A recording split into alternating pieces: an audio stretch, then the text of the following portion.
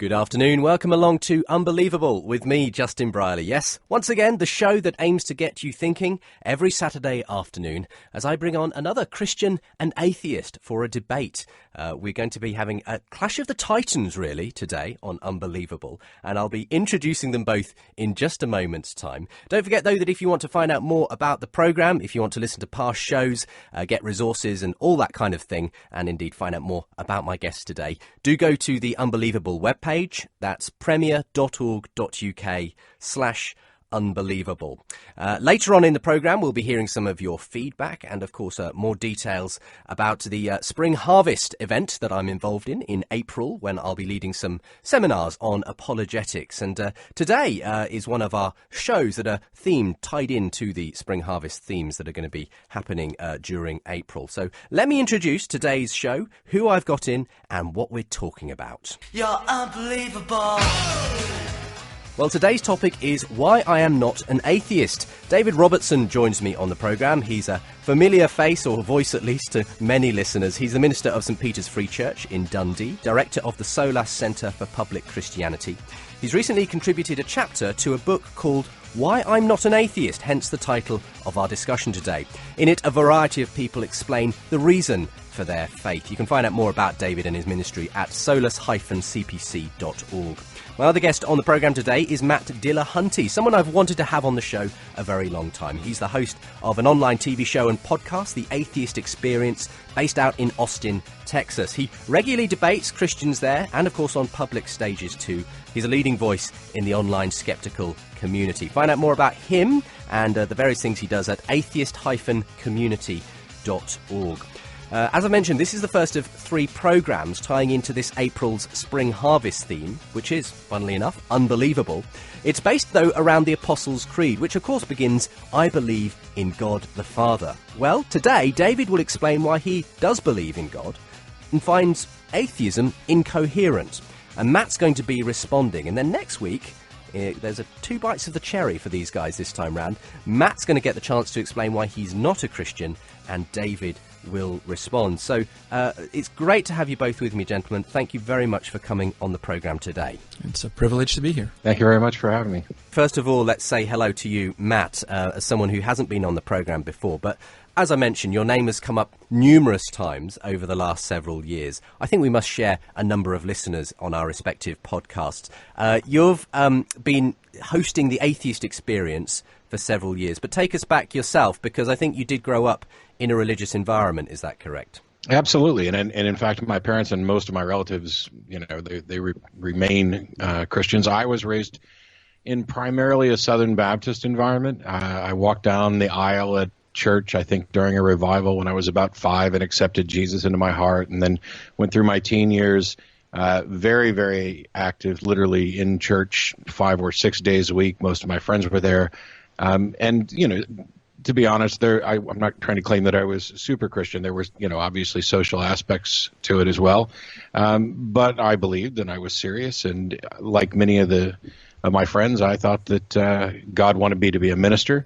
I ended up in the Navy instead, and then in the tech industry. And at some point, I found myself without a job and with plenty of time and money. And I said, okay, God, if you want me to actually be a minister, then I'll do it. And I spent a couple of years in prayer and study and talking with people, and came out the other side very different. And, different enough that you eventually decided that there was no God. Well, it's not so much that atheism is the decision that there is no God. It's I'm not convinced that there is a God.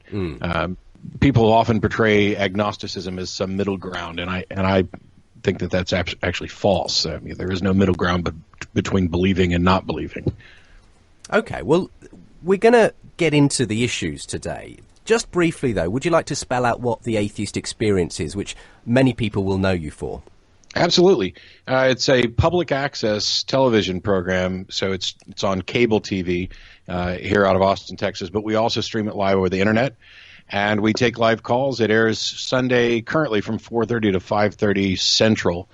And it's a chance for us originally, it was just to interact with the atheist community and reach out to theists of all stripes so that people wouldn't maintain the same perceptions, or in some cases maintain the same misconceptions about who atheists are. It's a good chance to have discussions and debate. It's not always pleasant. People take, it's very difficult to attack someone's beliefs, no matter how sincerely you're trying to attack the belief and not the person, and have them not take it personally, because this is foundational to who they are. And I am a fallible human being like all of us, and have probably done some below the belt topics or conversations at time. Sure. But by and large, it's something that, the show's been on for more than 15 years. I've been hosting it for 8 or so. And we take live calls, pretty much anybody who calls, who actually get through. And so there's a handful of people that we had to ban because they were, trolling or doing prank calls. Sure.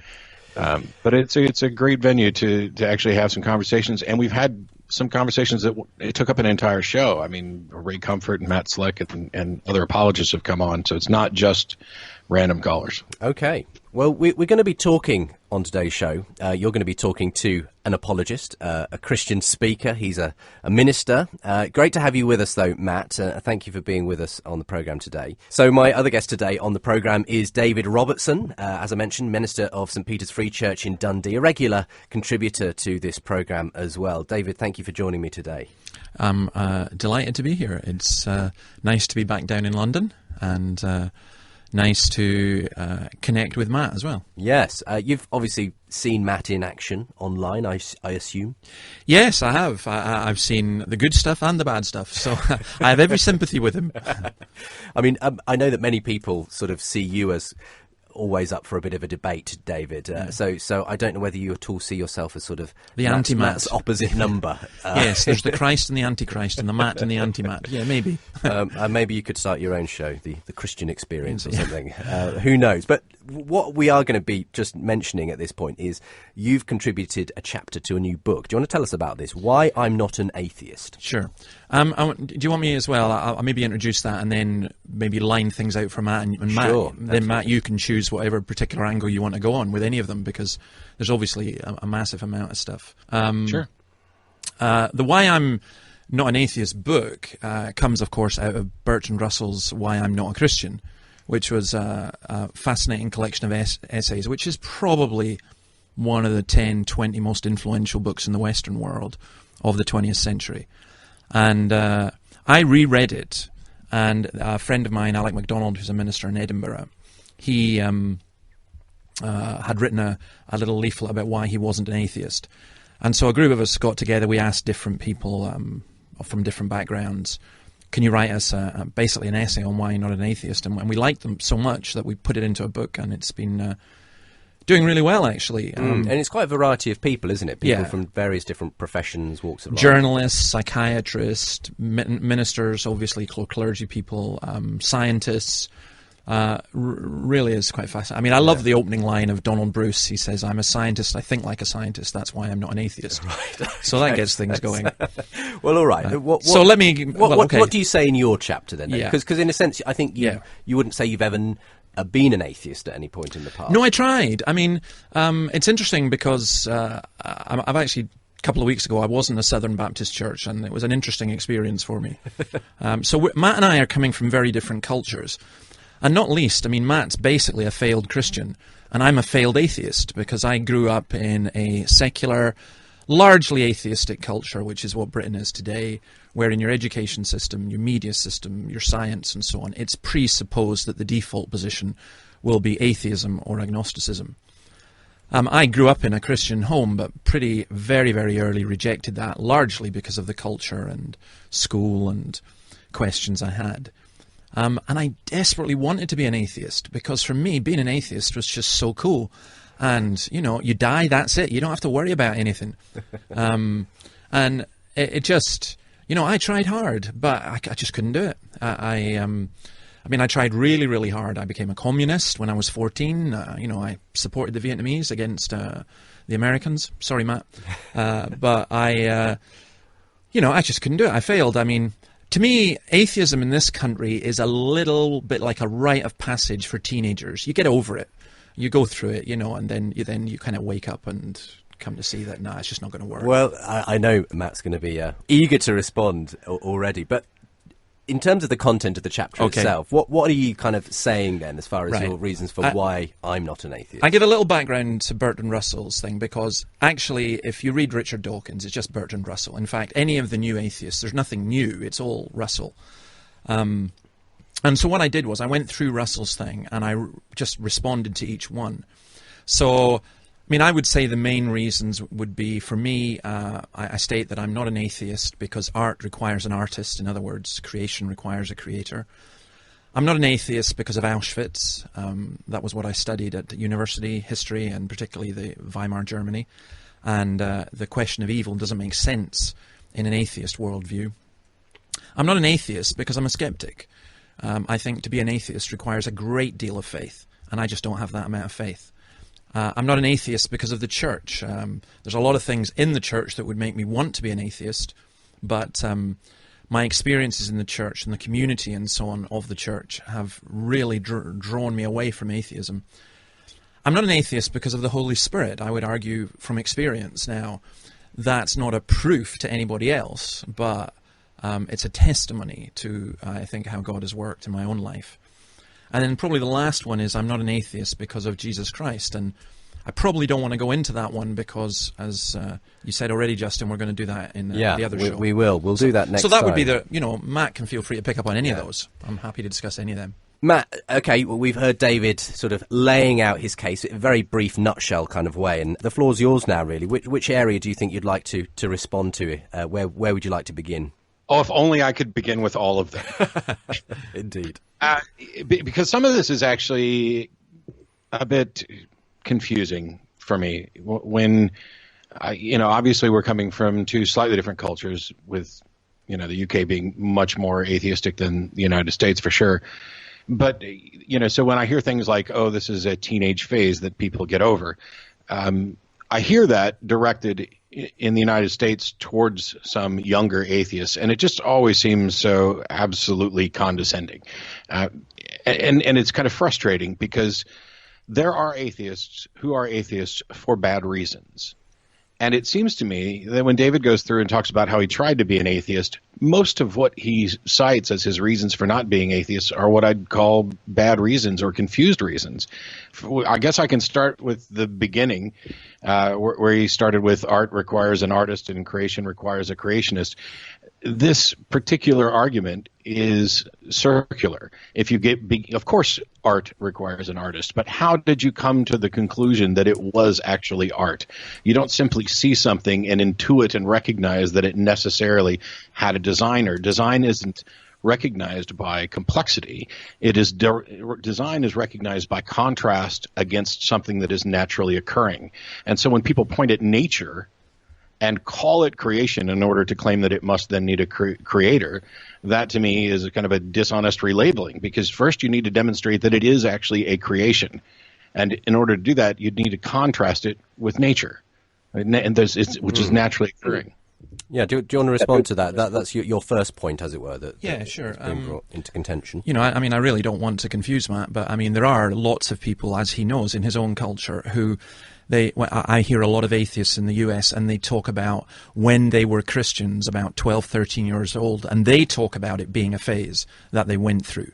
And I would say, they probably did go through a very juvenile, and they have a very weak understanding of what Christianity is. In terms of the actual question about art and so on, I think, I would recognize art. I think people who don't recognize art or design, I think you've got to willfully turn away from that. My argument would be about the creation. If it's not creation, what is it? Well, you don't get to just claim that it is. And if you say... Well, I do, and I am claiming that it is. So what is it? If it's not creation, what is it? Your actual question there, if it's not creation, what is it, is a veiled argument from ignorance fallacy. Basically, you're saying if somebody can't tell you what it is other than creation, creation stands as the most reasonable position. And that's simply fallacious. Yeah, that would be fallacious, but... are you telling me that you can't tell me what it is? Well, it depends on what you're actually talking about, because we have lots of different labels for it. We have nature, the universe, reality. It depends on the scope at which you're talking. But if you're going to claim that it's creation, that's something you need to demonstrate is actually true. Yeah, and I'm quite happy to demonstrate it because it's very simple.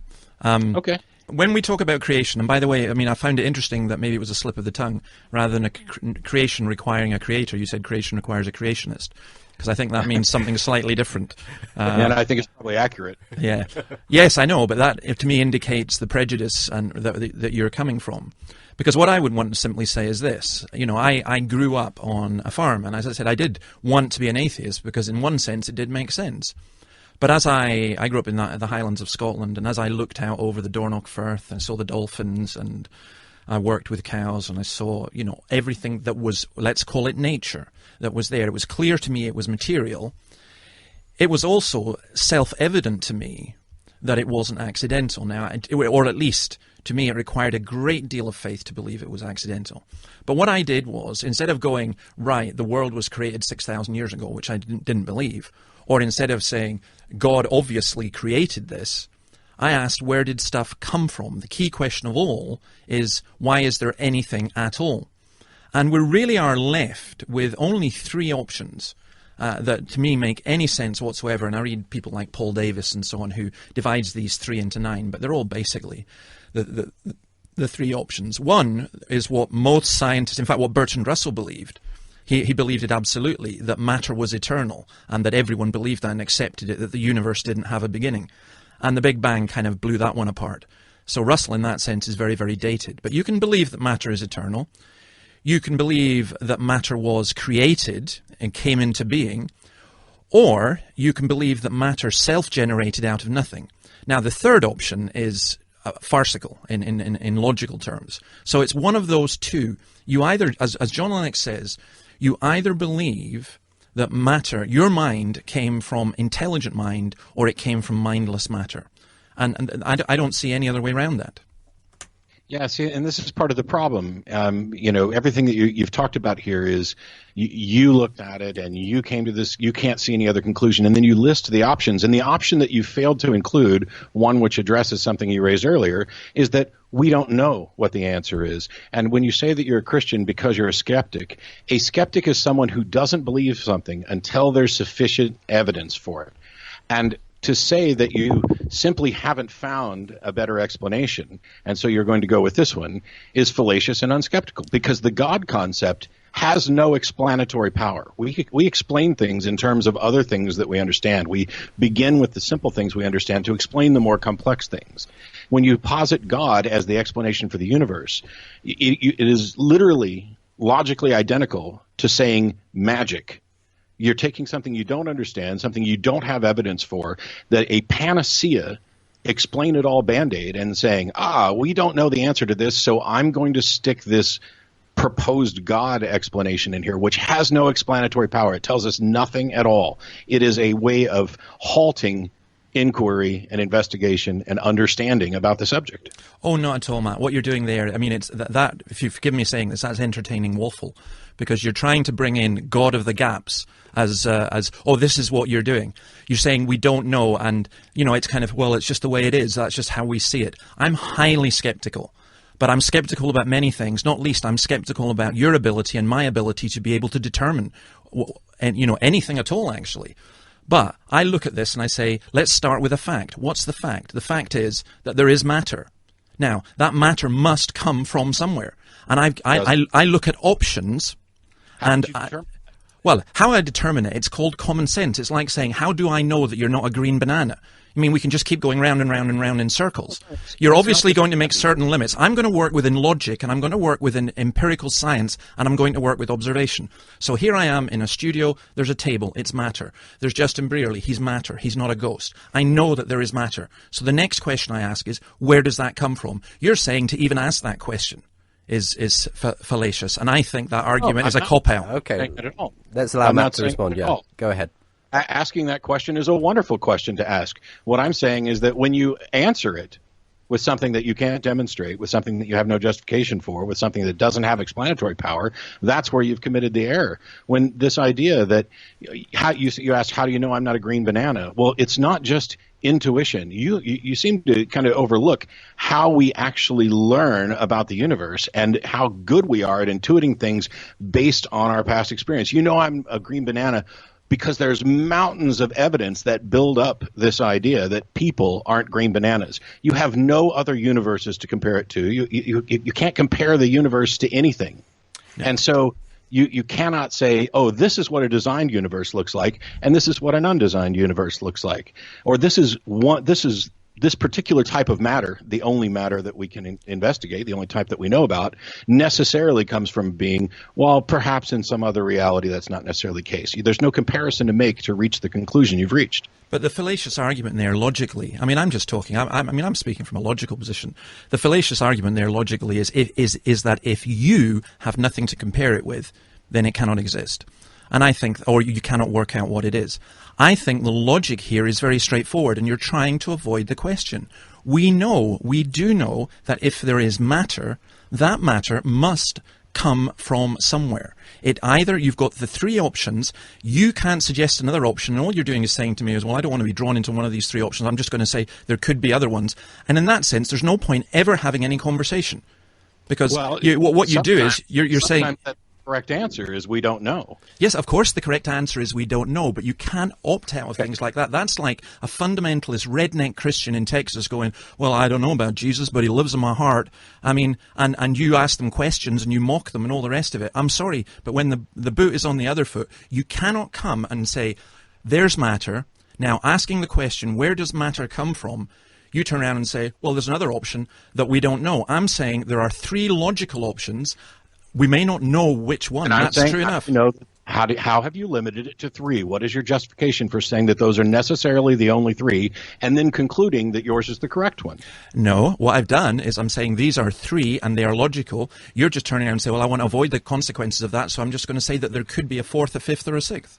I mean, can I just jump in here, gents, just for a moment? I mean, one thing that strikes me in this whole issue is that obviously very often the fact people who do believe there is design to the universe are going on the basis of their common experience of what they take as being designed, obviously. And obviously those advances in science, the Big Bang, fine-tuning and all the rest of it, appear to bespeak a universe where we were intended almost as an outcome. Now, is this the kind of issues that you're talking about, David, that where we're seeing, as it were, evidence for design, or is it even more fundamental than that? Yeah, well, I think it's even more fundamental, because I think Matt's presupposition is there is no God, there cannot be a God.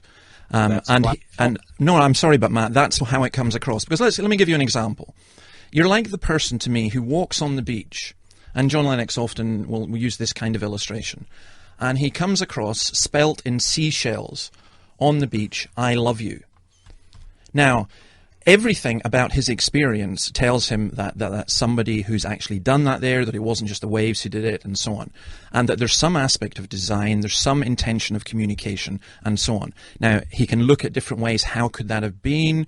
Could it have been your million monkeys with your million typewriters or your million seashells or whatever doing it?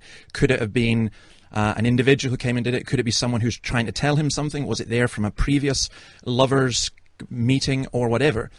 What is not valid logically is someone looking at that and go, oh, that's pretty amazing, but I can't think about that because there could be other options that I haven't thought of. I think it's perfectly, in fact, you're going to get nowhere in thinking about anything in life at all or any kind of rational discussion if any time options are put up, you go, yeah, but there could be ones that we don't know, so all of these are automatically excluded. Come on, now, this is just flatly dishonest now. First of all, you accuse me of beginning with a presupposition that there is no God, which is flatly false. As a matter of fact, we already know I was previously a believer. I didn't get there because I just presupposed there was no God. But the example that David's given of walking along a beach and finding I love you spelled out there, of course you are going to recognize that as design. The question is, why and how do you recognize it as design? And it's not because it's complex. It's not because you merely intuit or use common sense. You use the intuition and common sense that is built on the experience. And the experience comes from contrast. All of the available evidence points to I love you being spelled out in seashells as consistent with design that we recognize. We see people do this. We know we do this. We have no evidence to support the idea that this is going to happen without this. However, that said, there are plenty of examples of people seeing messages in things that clearly weren't designed. Now, when you look at this and you conclude there's a designer, you're making a decision about what's most rational, and you are necessarily doing that by taking your experience and contrasting what is naturally occurring with what you know to be intelligently designed. And while you can do that with what appears to be letters spelled out on the beach, you cannot do that with the universe because you have nothing to compare it to. And when you use these simple analogies to kind of dig into the minds of people, of course it looks like that, that just makes so much sense. You're being disingenuous, because the two things, I love you spelled on the beach, are not and the universe are not remotely comparable. It's not like anybody walking along who speaks English and sees those words spelled out on the beach is going to recognize this. That's not the case for what you appear to see as design in the universe. We're going to take a very quick break. My guest today on the show, already having a fantastic debate today, Matt Dillahunty and David Robertson. Matt Dillahunty hosts the Atheist Experience out in Austin, Texas. And David Robertson, my Christian guest here in the studio with me, is the director of the SOLAS Center for Public Christianity. Today we're talking about why I'm not an atheist. And David is defending his chapter in his book of why he's not an atheist. Matt Dillahunty is asking the questions. And so we're going to continue this discussion in a moment's time here on Unbelievable. With me, Justin Briley. It's the show that aims to get you thinking. We'll be back in a moment's time. The church is facing a crisis of confidence. Should Christians still believe in the Bible? Can we have confidence in God? And does He have confidence in us? At Spring Harvest this Easter, discover why you can answer yes, yes, and yes. Spring Harvest will challenge your thinking, feed your mind and spirit, and top Bible scholars will give substance to your confidence in God and His Word. Spaces are still available and prices start from just £117 per person. Book now at springharvest.org.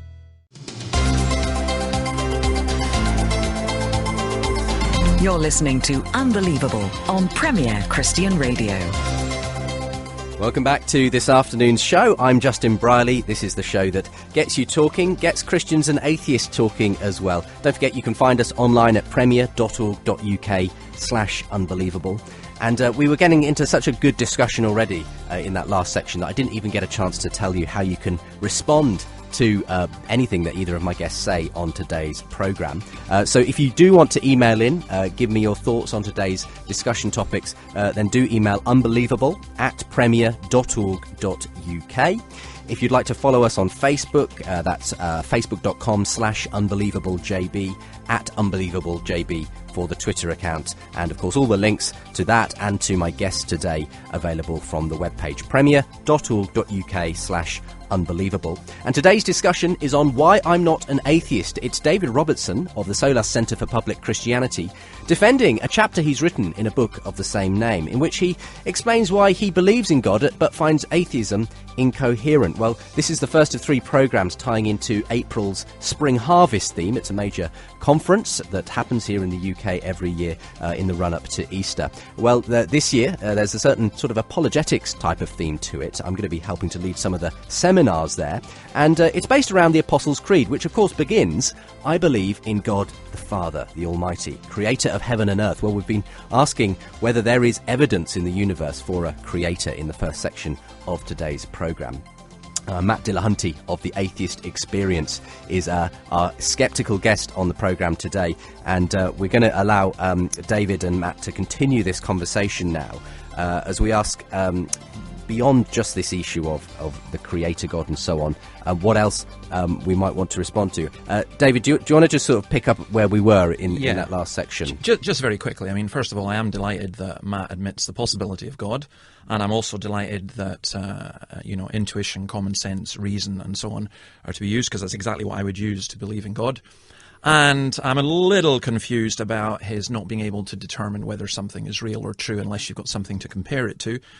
For 2 reasons. I don't think we've got anything to compare the Big Bang to. There's lots of things I suspect we have got nothing to compare to. And also, just maybe we can move it on by my just simply saying, I think God is incomparable. And I think to reduce God to our own comparisons or experiences is obviously well, for me, I actually think that's a little bit arrogant and possibly delusional. I'm not saying particularly for Matt, but just for all of us as human beings. So, yeah, I would go with God as being incomparable, and that's another reason for me actually to believe in him.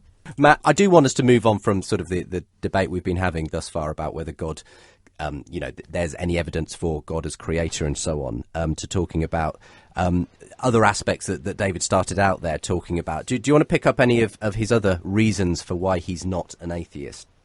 I would, and I'll apologize for this, and you can feel free to chop it for time, but I did not admit the possibility of God. I don't know how I could possibly determine whether or not God's possible. And I also didn't say that you can't tell whether or not anything is real or true if you have nothing to compare it to. I was talking within a very specific scope about determining the cause of something.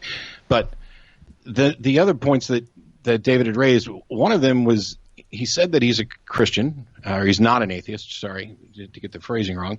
He's not an atheist because of Auschwitz. And this baffles me because I don't know what Auschwitz has to do with atheism at all. So feel free to expound on that. Yeah, sure. Well, because if you are an atheist in the sense of, let's say, Richard Dawkins, a naturalist, materialist, you do as Dawkins says, there's no such thing as good and evil in the universe. The universe has all the properties that we'd expect if there was no such thing as good and evil. I was fascinated by, and I studied the Holocaust, Nazi Germany, why the most advanced, culturally scientific, cultural nation in the world could end up doing the Holocaust. And I've been to Auschwitz. I don't think I would go again. I just found it just absolutely horrendous. And the problem there for me, initially, I started off saying, well, there can't be a God because he wouldn't allow all this bad stuff to happen. But then I got really stuck because I looked and thought, well, how do I know it's bad? How can I say it's bad if we're just chemicals who happen to have evolved over a long period of time, and morality is just a social construct and so on? If there is, as Dawkins says, no good and evil, then how could I say that Auschwitz is evil? That's just my brainwashing, the way I've culturally been brought up. And I realized, no, it's not. And so the whole question of evil does not make sense without, in my view, a biblical worldview. Dawkins himself says that to have an absolute morality is virtually impossible without religion. So I actually think the existence of evil is actually, and my awareness of evil is actually an indication of God. I mean, it makes it impossible for me to actually be an atheist. If I'm an atheist, then I just have to accept evil as just something natural. Actually, no, you don't. I mean, what you're talking about, originally when you said Auschwitz, I thought you were going to go down the route that it was caused by, Hitler being an atheist or something like that, which isn't the case. So I'm glad we haven't gone down that rabbit hole. Really what you're talking about is the moral argument, the problem from evil. And you seem to be just taking Dawkins' view, which I'm not saddled with, and neither is anybody else. I don't necessarily agree, and I'm not even sure that you're representing Dawkins, but he can come on and talk about that himself. The idea that good and evil aren't things, that they're not extant things, is pretty common. But I'm not a moral relativist. I'm not portraying a view as you have adopted or have claimed that atheism adopts, that morality is just opinions or social constructs and things like that.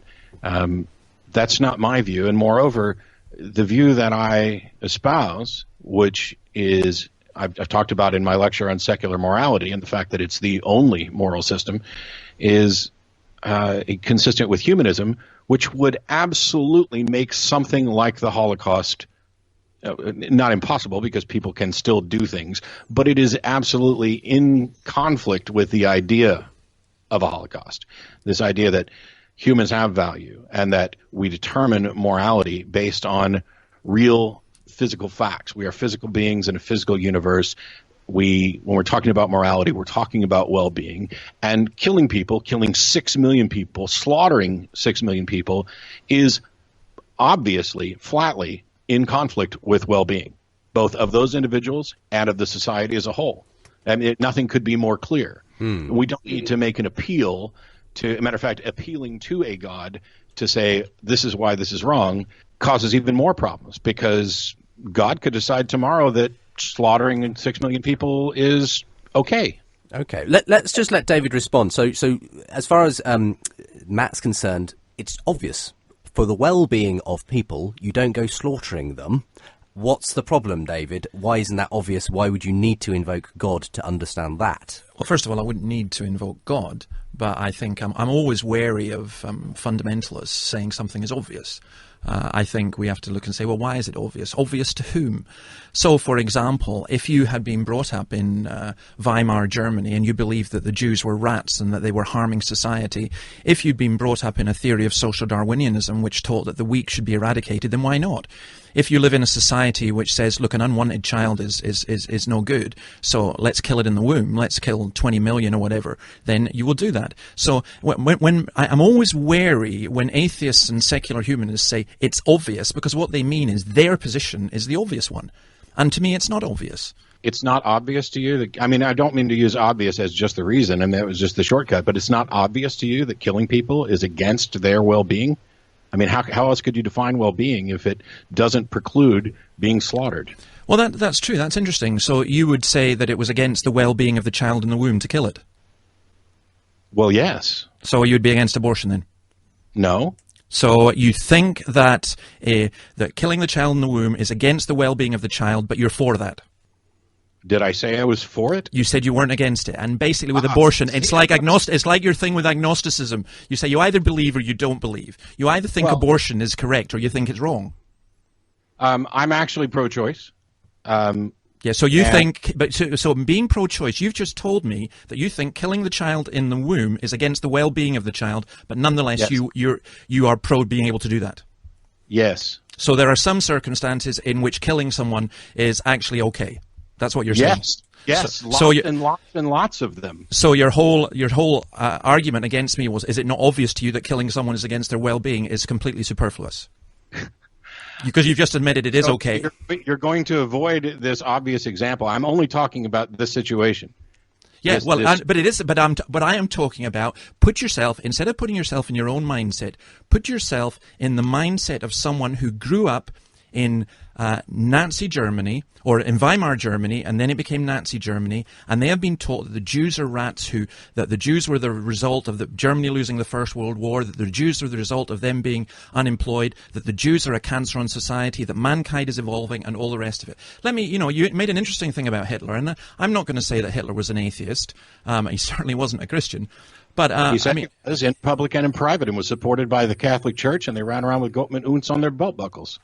That is hilarious. That's like all the American congressmen who say that they believe in God, or in God we trust. It's like that's like saying that every American is a Christian because you have in God we trust on your dollars or whatever. Look, you're not debating like a third-year school kid. Yeah, that is. I'm sorry, but you can't get away with that. Gottman Unz on it. You do know that was the motto of the whole German army.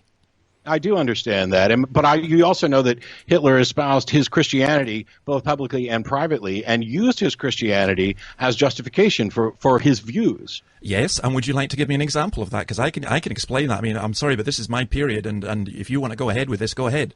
Tell me, sure. Give me an example. A quote that he had about secular schools can't be tolerated because such schools have no religious instruction, and a general moral instruction without a religious foundation is built on air. Yes. Consequently, which sounds exactly like what you're saying. As a matter of fact, if I hadn't attributed this to Hitler, I don't know that it would be different from your position. Yeah, but except this, Matt, as you should know, as any historian should know, and you're talking about comparing things, if you make a statement without a context, it just becomes a pretext. Do you know where Hitler said that, by the way? And do you know when he said it? And do you know to whom he said it? I don't know to whom. I know it was during negotiations which led to the Nazi-Vatican Concord. He said it in 1933, before he had his final election where he was going to be elected Chancellor. He was speaking to the Catholic Teachers Union before he had his Concordat. And of course, as a politician, he's going to stand up and say, I'm supporting Catholic schools. Of course he was going to say that. He's a politician. For you to take that and say this is evidence of Hitler's faith, I'm sorry, but that's ludicrous from a historical point of view and from a logical point of view. I don't get to decide who is or isn't a true Christian, and I'm certainly not going to get into a battle of determining that, because I don't see that anybody gets to decide who is or isn't a true Christian. I'm just saying, and we decided, I thought earlier, that we weren't going to go down this route of whether Hitler was an atheist or not. His positions He publicly and privately represented himself as a Christian. And when somebody does that, since I don't get to say, oh, no, you're not really a Christian, I'm stuck with how they self-represent themselves. You asked me earlier to put myself in the mindset of someone in that time, in that era, which is, once again, you appealing to moral relativism, as if just because it's their mindset, it's factual. And that precludes the possibility that people can be wrong about their moral opinions. Which is absolutely. I don't think you'll find any argument from David on that, though. Absolutely, they can be wrong about their moral opinions, but I'm finding it, the combination of, maybe it is your fundamentalist background, but the naivety in what you're saying. Charles Manson says, I'm a good person and kind. Do you accept that? No, you don't. You look at the evidence, you look at the context. And so, yes. For example, you're talking about Hitler and Gott mit uns and all that kind of rubbish that people put in. I can give you numerous evidence. For example, all the German airmen who were captured over Britain during the Second World War were interviewed. Admittedly, they were interviewed by a bishop, and he went round and he asked each one of them what their faith was in, what they believed. And something like 40% of them said their faith was in Hitler, something like 10% of them said they believed in God, and the rest of them said that they were atheist. Now, yes, but I'm not. That doesn't prove anything from my part.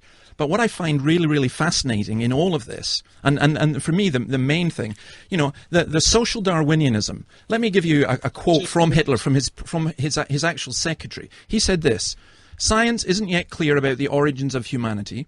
We are probably the highest stage of development of some mammal which developed from reptiles and moved on to human beings, perhaps by way of the apes.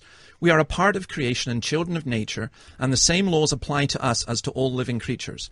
And in nature, the law of the struggle for survival has reigned from the first. Everything incapable of life, everything weak is eliminated. Only mankind, and above all the church, have made it their aim to keep alive the weak, those unfit to live, and people of an inferior kind."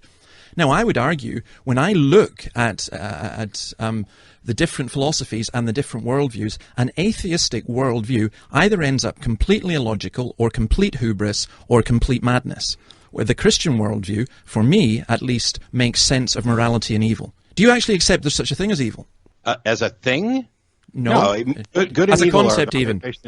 Good and evil are labels that we apply to situations, to consequences, in comparing them to particular values. Now, let me back up a second, because when you say Charles Manson says he's a good person and it's absurd to just take him at his word, that's because we have a definition and an understanding of good, and we can evaluate his actions in comparison to good. If somebody tells me they're a Christian, we don't have a good understanding of what is or isn't a Christian, or what acts a Christian could or couldn't do. And the fact of the matter is, there are plenty of people, if there's anybody who's a true Christian, maybe there are two true Christians who have never done anything wrong, but being a Christian doesn't preclude somebody from doing anything wrong, including murder. And in some cases, the beliefs in the Christian religion can encourage that. After all, we're talking about a religion that condones slavery, that is led by a God-fueled charge across the Middle East to slaughter everybody except for the chosen people. Thou shalt not suffer a witch to live. These are pronouncements that are coming directly from the Bible. And while I can't say that somebody is or isn't a true Christian, I can say whether or not there's something in the Bible that might direct them to do something that we would identify as evil, clearly evil. Yeah, Matt. You basically you handed me a rope to hang you every time you speak, because you keep saying comparison. And what comparisons are we making? First of all, the question I'll come back to you. I want to make something, but the question I want to come back to is the definition of good, because you say we know what good is. How do we know what good is? What if people have different definitions of good? And for you to say we don't have a good understanding of Christian, yes, we do. We have a great understanding of Christian. And the rest of the wee rant about slavery and slaughtering across the Middle East, I'm really surprised for a guy who does this for a living, or a guy who does it seriously. But that is a caricature of both the Old Testament and New Testament. But I absolutely know what a Christian is. I'm glad you do, and so does everybody else who makes assertions about who is and isn't a true Christian. Yeah, but I mean, we're back to your original philosophy that no one can actually say anything or mean anything. We're just left with this relativistic world where whatever you say is true because you've got nothing to compare it to, or whatever anyone else says. We do know what a Christian is. There are basic standards that you work by. I know that Hitler wasn't a Christian. Why? Because a Christian is someone who follows Jesus Christ. We'll do that in the next program. But let me tell you this. Jesus Christ was a Jew. Hitler would have slaughtered him as a Jew. There's no way that Hitler was a Christian. And I've read all of Hitler's private diaries that we've been able to get, even the fake ones. I've read all of Hitler's speeches. And it seems to me that what you're just doing is picking up on one or two things. Let's move a bit away from Hitler. Well, yeah, let's do that. Let's talk at this point, Matt, about good. And we've been kind of not quite getting there at this point to how you define good. And obviously David has a problem with you saying it's obvious that the flourishing, the well-being of humans should not be halted. And he said, well, actually, there were people in Nazi Germany and so on who didn't see good in the same way that you see it. So what makes you right and them wrong? And I guess the point David's making here is that, well, if there is some ultimate standard of right and you really believe you are right, then it's something that actually comes from another source that is objective in that sense. So do you want to take this on? Well, when it's, an hour-long talk on the superiority to secular morality, in my position, very similar to Sam Harris's that he defines in The Moral Landscape. Good, like anything else, is something that you consider in context with any particular situation. It's not like there's some definition of good that applies everywhere in every context in every situation. What I'm talking about is that there are the derivation of, and when I'm talking about morality, I'm only talking about well-being. We can chuck the word morality out of the way if it becomes troublesome and just say, okay, with respect to well-being, these actions promote well-being and these don't. And the ones that promote well-being are what we're calling good. And so if somebody could have another definition of good and somebody could think that it's good to slaughter people, we are disagreeing with them and we are appealing. These people have divorced themselves from rational discussion. But when the Nazis did slaughter 6 million people, they believed they were doing it for the well-being of society. So I guess what I'm asking is how can you show a Nazi that they're being irrational in that way? Okay, let me kind of touch on this by going a half step back to slavery, which evidently David thinks is I'm representing absurdly. Mm-hmm. If you want to know what's wrong with slavery, the first thing you could do is probably talk to the slaves. And this secular view of morality that I've continually advocated is one that appeals to evidence and is your decisions about morality are the result of becoming convinced instead of converted. And so the way that you could explain to somebody that what they're doing is wrong is through reason and evidence. It's through demonstrating that this action that you're taking that you think produces this particular effect which you consider to be good, you either convince them that what they're claiming is good is in fact not good, or that their action actually doesn't result in good. You have to address each one situationally. We're so good at it, generally speaking, that we tend to just kind of go by our gut, but that also hurts us because it gets us in a position where we don't actually take the time to think about what we're doing. And so if somebody said, hey, I think it's good to kill 6 million Jews, well, the first thing is to engage in a little Socratic method and say, why exactly do you think this is a good thing? Oh, because they're weak and they're going to destroy the planet or whatever. Well, why do you think that? Get down to brass tacks about this, because when you get down there, you're going to find out that this is not actually based on a fact. It is based on a view that has a demonstrable fallacy, in that this, or at least is counterproductive in the idea that there's some people who are weaker than others. This misunderstanding of evolution, which social Darwinism is, often cited kind of problematically, but it's a political theory, and then somehow it gets tied in with eugenics and other things. But it's a fundamental misunderstanding, because evolution doesn't tell you about what you should do. It doesn't. This idea of survival of the fittest, which is really actually a wrong way to look at evolution, is descriptive of what happens. It is not prescriptive about what you should do. Well, in a sense, though, I think that's kind of David's point, is that if you do believe in just a materialist universe, you don't get a should. You just get a this is the way it is. And I suppose it's that whole question. I mean, do you want? I don't want to speak for you here, David. Well, I do want to ask Matt a question that I was actually asked at Cambridge University. I'd be interested to know his response to it. But can I just go back over a couple of the things that he was saying? I'm furiously scribbling notes here because it's just fascinating.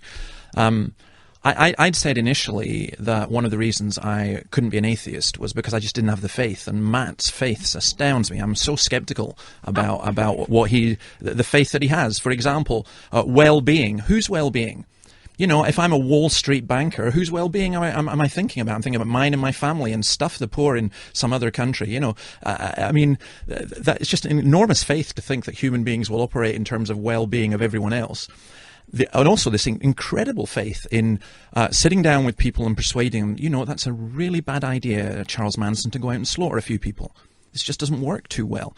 Again, this approach, for me, just has an extraordinarily faith. And how do you convince people if you don't have an absolute right and wrong? But anyway, here's the question that I would want to ask. And it's a question I was asked by the president of the Atheist and Agnostic Society, wonderful title, in Cambridge University. And it was in a debate.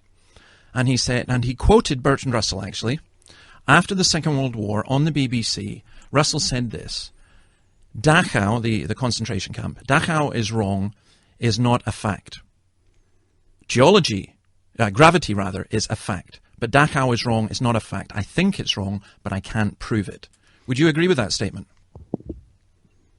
I don't know. Well, take a stab. Where are you on that one? Wow. Okay. I didn't know that saying I don't know and actually pausing to think is thinking not allowed. I mean, thinking's allowed, but okay. saying I don't know I mean it's a fairly straightforward question. It's like when you on your program you ask people questions. If they go to you I don't know, you usually mock them. Well, what seems to not be allowed is anything other than an actual answer. It may be the case that the answer should be we don't know or we don't know yet. This appeal that this claim that you have that I have just enormous amounts of faith is laughable, because you actually said that I have enormous amount of faith that humans will operate on the basis of well-being. And no, I'm not saying that I have faith that they actually will. You have faith that they can. I have confidence that they can because I have evidence that they can. Faith is the excuse people give for believing something when they don't have evidence. My positions are based on evidence and reason and reality. I don't have to give faith as an excuse. Now, Bertrand Russell's statement about Dachau is wrong is not a fact. I'd have to know a little bit more about the context in which he was saying that to know whether or not I agree. I think I tend to agree. In the context that I think he meant it, but I may actually disagree with what he was saying, because I am of the opinion that because there are physical truths. Now, see, the trouble word here is wrong, and that's what I'm talking about with regard to Russell's context.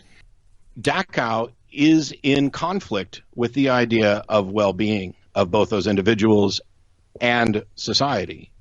Is a fact that is put forth by the idea that we are physical beings under the influence of physical laws. And so what hurts us is merely a physical fact about the universe. There's nothing, as a matter of fact, appealing to anything else would be in violation of methodological naturalism. Okay, I'll come back to that. I mean, the questions and answers thing. I do think questions deserve an answer. I mean, I think it's fair enough for us to say, yeah, I'm thinking about it and I don't know, so I accept that. What I don't accept is when people take the English language and mangle it. And I don't care that you're an American. You don't have the right to do that. Faith is not faith without evidence. Yeah, the Christian position on faith, the biblical position on faith, it's Richard Dawkins and the others who've just basically invented this idea of faith, that faith is in spite of or contrary to the evidence. Faith is based upon reason and evidence. You act upon it. All of us, everything that we do is a combination of faith based on reason, or faith based upon reason. And so from a Christian perspective, if you're going to argue against a Christian perspective, my faith is based on reason and evidence.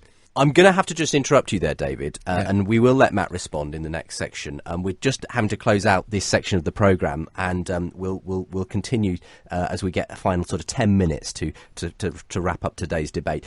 We're talking about why I'm not an atheist. That's the contention that David Robertson, my Christian guest on the programme today, is defending. Matt Dillahunty is well known online as a leading voice in the skeptical community. He's the host of the Atheist Experience in Texas. We're going to continue this fascinating discussion between them both. It's a spirited one today on Unbelievable. Do come back in a moment's time. Welcome back. It's time for the final part of Unbelievable with me, Justin Briley, and we'll be returning to the real ding-dong between atheist Matt Dillahunty and Christian David Robertson in a moment's time. They'll be with me again next week too, so if you can come back at 2:30, do so. Also online, of course, at premier.org.uk/unbelievable. Next time, Matt will be explaining why he is not a Christian, and David will be responding. It's all to do with the fact David has a new book out called Magnificent Obsession, Why Jesus is Great, and of course it ties into the second part of the Apostles' Creed, I believe in Jesus Christ, God's only Son, and that's part of the theme that we're exploring as we link these programmes to Spring Harvest's upcoming theme, which will be involved with apologetics and thinking through your faith and being confident about Christ and the Bible and so on. We're going to be hearing more about that actually from Malcolm Duncan, who's behind the theme for this year's Spring Harvest Conference from the 5th to the 18th of April. So hold on for that, and we'll be hearing some of the views of people I canvassed in the street on whether they believe God exists. I took some vox pops to give it its technical term, and so we'll be hearing those as well as, of course, your feedback and so on. If you want to find out any more about today's show, and indeed Spring Harvest, who this show comes to you in association with today, do go to my website, premier.org.uk/unbelievable. Once the show finishes today, do stay tuned, because between 4 and 5, my guest for the profile is Jonathan Vieira, Christian singer-songwriter and a big personality, some great stories to boot from all over the world, plus some really interesting background to him coming out of the Brethren Church, how he dealt with that, some of his doubts, challenges, experiences in life. Do stay tuned for that between 4 and 5 if you possibly can. Right now, time to get into the final part of today's discussion. You're listening to Unbelievable on Premier Christian Radio. So just to conclude today's discussion on why I'm not an atheist, David Robertson and Matt Dillahunty, my guests. Coming back to you, Matt, we essentially had David taking a few different points in that last section, but particularly he took issue with the idea that you say faith is believing in things without evidence, essentially. And he says, well, that's not actually what faith is. It's a kind of arbitrary definition that some atheists have come up with for it, but it is actually based on reason, and we all use faith, I suppose, in all kinds of things based on our experience and reason that undergirds it, if you like. So do you want to expand on that, or do you want to go somewhere else? I'll leave it with you. Sure, I'll tackle this, because first of all, as an American, I acknowledge that I butcher the English language, at least from David's. No, that was a low shot from David. Actually, I would argue that despite David's contention, I actually do have the right to do this, both as an American with free speech and as a human being with a free mind. But this claim, the Bible flatly says faith is the evidence, not faith is based on evidence. So I'm not portraying some, absolutely absurd notion of faith. The word faith actually has many different usages in different contexts, or I have a faith, or I have faith that, or I have faith in. But this idea of faith based on reason is one that, while people can espouse it all day, is one I find patently absurd. Because that puts faith in the position of I believe based on reason. Well, then just say I believe. If you say I have faith because of reason, if you have reasons, I don't see why you would insert the word faith. But I don't want to necessarily play with language. Because let me give you a different word, because I was interested to hear you say earlier, Matt, when David said, well, do you have faith in people's ability to recognise the well-being of others? You said, I've got confidence in that. Now, sure. I don't know, is that kind of a word you would use equally for faith, David? Confidence? I don't know if that's a sort of another place marker that you could... The verse that Matt just quoted, and again, I keep saying, a text without a context is always a pretext. And The verse that he quoted is actually this. It's Hebrews 11:1. Now faith is confidence in what we hope for and assurance about what we do not see. And then it says, by faith we understand. And it also goes on to say, by faith that we see. And the reality is that everyone, including atheists, operate by faith. Well, it depends. I mean, if that's his definition, if he's just equating faith and confidence, then we don't have a conflict. But that's not necessarily how even most believers, or at least most believers in the United States, or those that I've interacted with or had call the show, that's not how they use faith. They're not just simply saying confidence. Of course, we can believe to varying degrees, varying levels of confidence. But, looking back over the course of this, why I'm not an atheist, we had the design argument, which is a classical argument that's been presented for the existence of God, and Auschwitz, which really isn't an argument for the existence of God. Well, it's obviously the issue of whether there is a standard of evil or good in the world, where that's coming from, I suppose. So it's the moral argument, effectively, that we were debating at that point. Yeah, it is a version of the moral argument, which is really just kind of an appeal to consequences. David kept referring to these ideas about moral relativism, which I happened to reject, although other atheists are moral relativists and accept it. So this idea about morality seems to be at a minimum in an unsolved state. And so, my view of David's take on this morality thing is, I just don't want to live in a world that might be like this. So that is good enough reason for me to believe in God. And for me, that's simply not the case. The same is true for, the appeal to good experiences in the church has nothing to do with whether or not the claims of the church are true. Now, the one thing that he did say, which we didn't address, is he believes because of the Holy Spirit. Well, that's awesome. Good for him. When I was a believer, I thought I believed based on the Holy Spirit. I don't think that's true now. I can't assert whether or not David actually has, a revelation from the Holy Spirit or an experience of the Holy Spirit dwelling within him. I can't demonstrate that that's false, and David can't demonstrate that it's true, and it can't possibly serve as a convincing, compelling reason for anybody other than the direct experiencer to believe. As Hume pointed out, Revelation's necessarily first person, and to everybody else it's hearsay.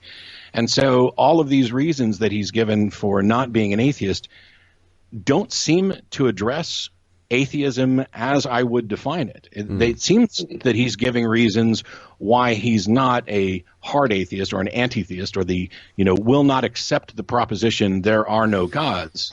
It doesn't address the position of disbelief. Yes, a sort of an agnostic atheism, which an agnostic atheist, and it doesn't address the default, what I would say is the default position for a skeptic, which he has identified as, which is, I'm not going to believe this until there is sufficient evidence. And the mere idea of a direct revelation from the Holy Spirit, or the various fallacies in the classical arguments and the appeals to, I don't want to live in a world that might be like this, that shouldn't. Okay. Well, let's allow David. I mean, we don't have long now, guys. About 5 minutes, right, if anything. And we've opened up two more areas. Your issues with the Church and the Holy Spirit. A brief response, David, and then we'll start to wrap it up. Okay. I mean, for me, I actually think that Matt is right when he said earlier about you either believe or you don't, and I believe based on the evidence, and I think he has an atheistic faith based upon, I think, extremely limited evidence. He's based upon his experience and everything else as well, and his own ability, he thinks, to compare with everything. I'm intrigued. I mean, one thing I'm absolutely delighted, Matt, that you believe in moral absolutes. I just want to know where you get them, where they come from. That's really easy. When I talk about moral absolutes and in my rejection of moral relativism, I'm still talking about situational morality. And so in any given situation, there is a finite set of actions. Yeah, there is. Okay. Well, actually, no, in the multiverse, they're infinite, but never mind. Carry on. Yeah, I'm trying to stay in reality. Okay, yeah, well, that's all my. That's why I'm not an atheist. Carry on. Carry on. There's a finite set of possible actions, and we can compare the consequences of those actions to each other with respect to in this case, when I was talking about morality, the value of well-being.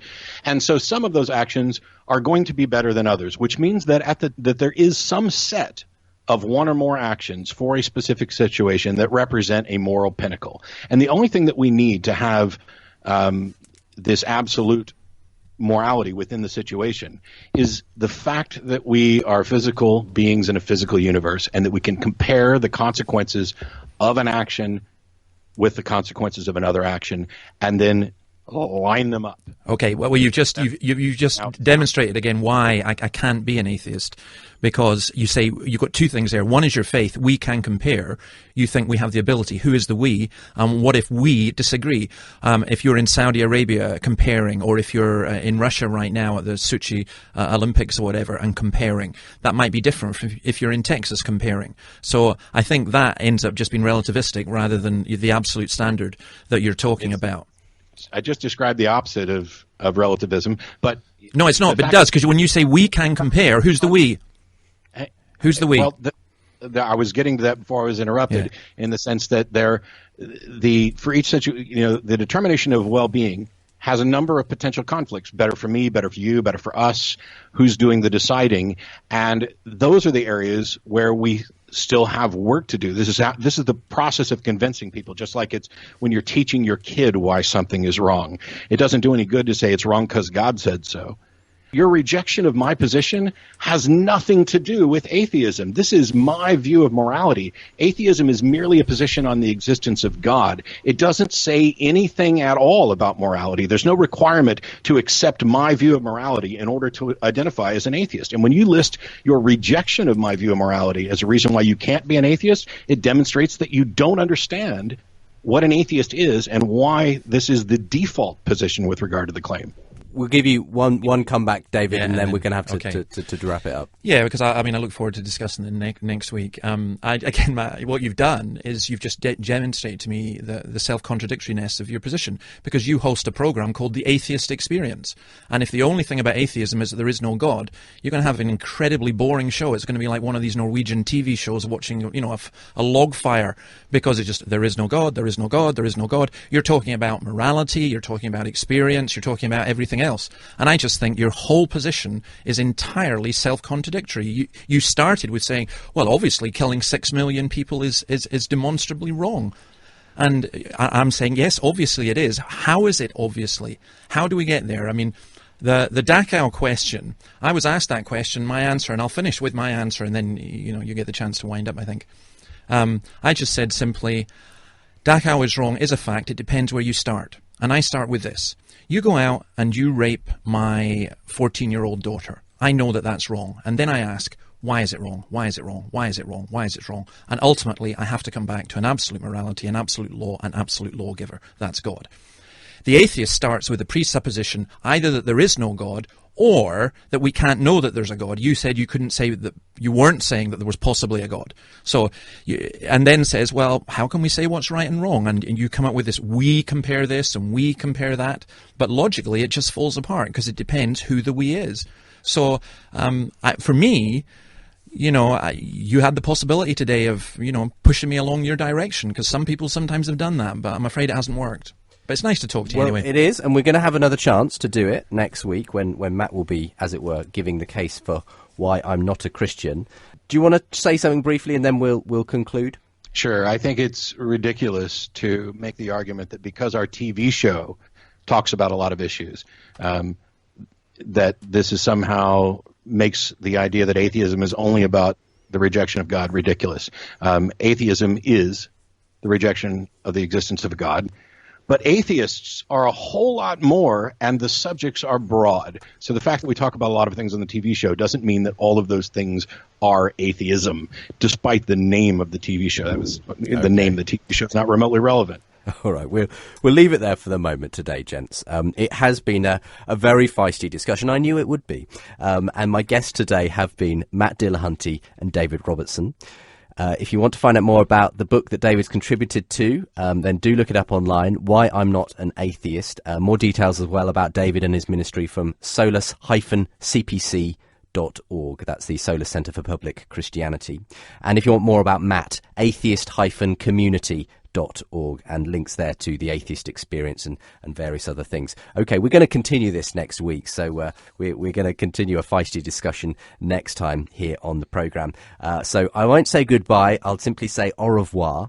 And if you would like to contribute your thoughts on today's show, then why not get in touch? Unbelievable at premier.org.uk. And of course, you can find links to the Facebook and Twitter accounts as well from the web page, premier.org.uk/unbelievable. And I look forward to engaging on all those mediums as we get some of your feedback to this programme. We're going to hear some of your feedback to last week's as well in a moment's time. So do stick around here on Unbelievable, and do come back again next week for more from David and Matt.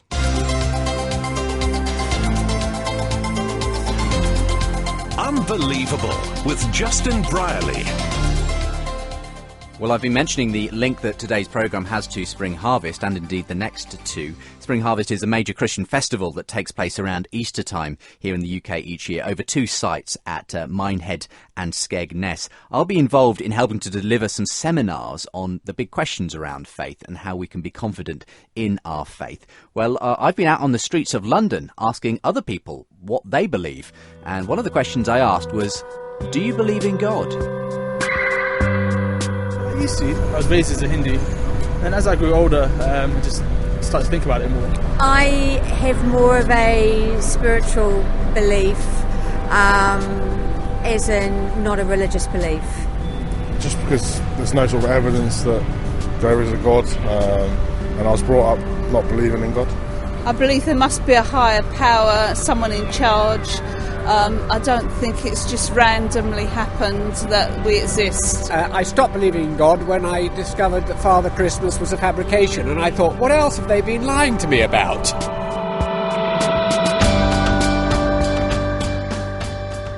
Well, I wonder how you would respond to that question of, do you believe God exists? You may believe it, but would you be able to give a reason for the hope that's in you, as 1 Peter 3:15 puts it? Well, that's certainly what the aim of Spring Harvest this year is about. It's about helping us be confident in our faith. Some fantastic seminars, engagements, speaking events and so on, all going on within the context of the 5th to the 18th of April when Spring Harvest happens. I'm going to be there along with my colleague Tom Price of the Oxford Centre for Christian Apologetics, delivering some seminars on Is Christianity Unbelievable? Asking those questions and giving some advice on, is God a delusion?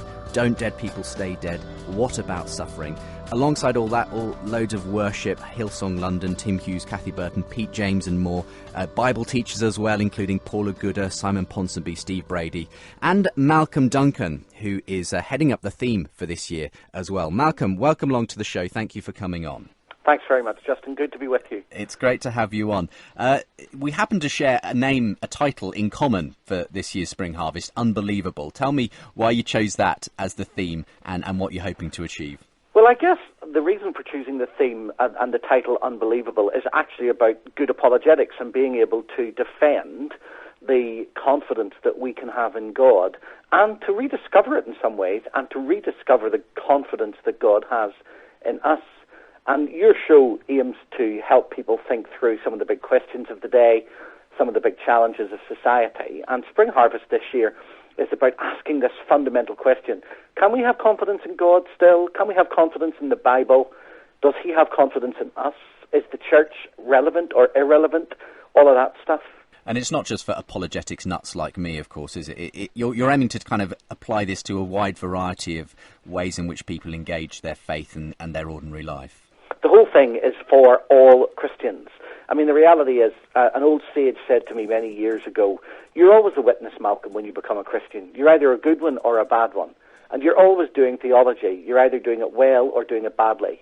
You know, a mum or a dad seeking to bring up their kids, taking them to school, or a professor in a theology college trying to teach people how to understand and relate to the Bible as God's inspired and infallible word. I face the same challenges. Do they believe it? And if they believe it, how do they articulate that?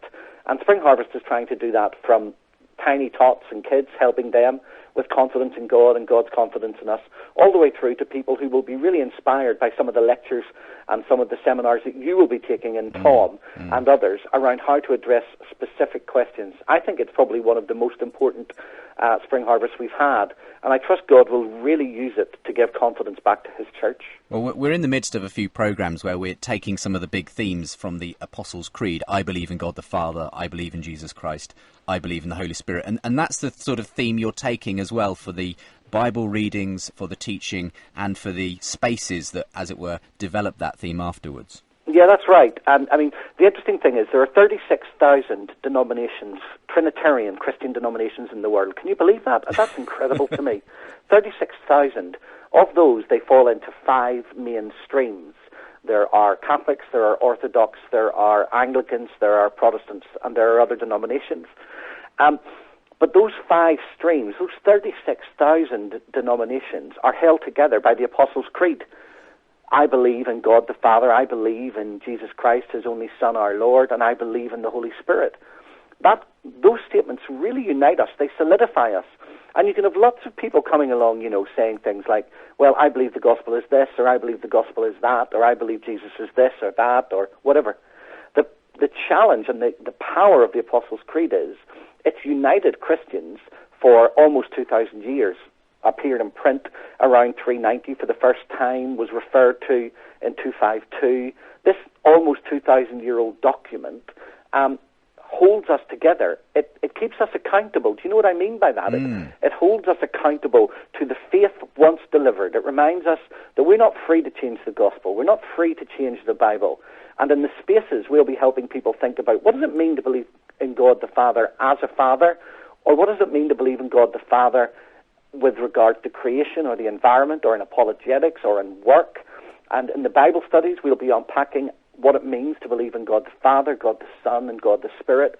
And then in the evening celebrations, we'll be encouraging people not just to talk about this, but to encounter God as Father, to encounter the forgiveness of the Son, and to encounter and be filled with the power of the Spirit. It sounds wonderful. I'm a big fan of Spring Harvest. I've been going there in a personal capacity with my family for years and have appreciated the ministry it's had. I'm so pleased to be able to be involved helping with delivering some material this year as well. So, Malcolm, thank you for talking to us about it. If people want to find out more, then easiest thing, I suppose, is springharvest.org to find out what's available, how they can book in.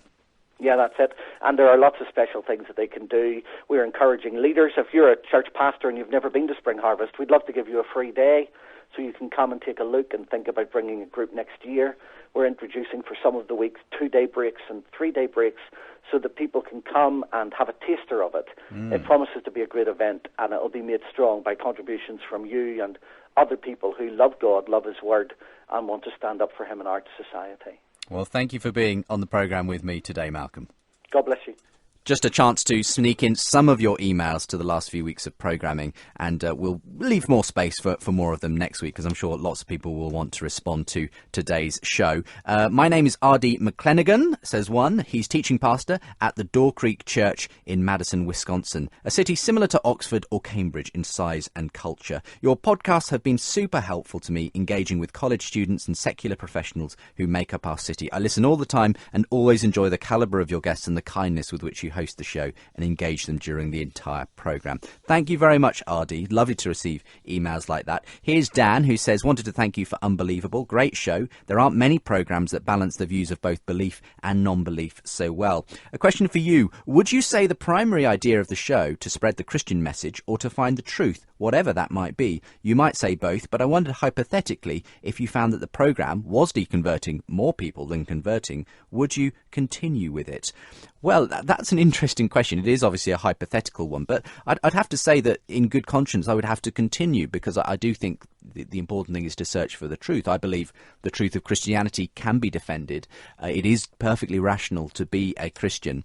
But obviously, what people take away from the programme, I can't be exactly responsible for. I can only be responsible for the content within it to a degree. Thank you for emailing, Dan. And you said you'd love to hear a show with Matt Dillahunty and David Robertson, possibly discussing morality. Well, you got your wish come true today, didn't you, Dan? Glad that you were able to email in. Now, we've had some responses to last week's programme. Ryan Bell is the former pastor who's trying on atheism for a year, and he was in conversation about that with Matt Flanagan, Christian apologist from New Zealand. Here's Ryan, who says, you just finished listening, and you were surprised by some of the things Ryan Bell said. His talk about morality and saying that there is, in a sense, there is a moral foundation, but I tend to be sceptical of foundations. My thinking tends to be more along more non-foundational lines. And you wanted to say about that, well, while I myself hold no degrees in philosophy, I do my best to read and stay on top of the most recent materials, and it breaks my heart that someone like Ryan, who spent years studying and teaching at institutions like Fuller and Azusa, could be so woefully ignorant of the vast wealth of research and scholarship revolving around the question of God's existence and character. I'm currently working with some folks at Campus Crusade for Christ to develop an app for apologetics, and hearing Ryan's thoughts only strengthens my conviction and resolve to provide answers to Christians about those questions. I think programs like yours are a marvellous step in the right direction. Thank you very much indeed.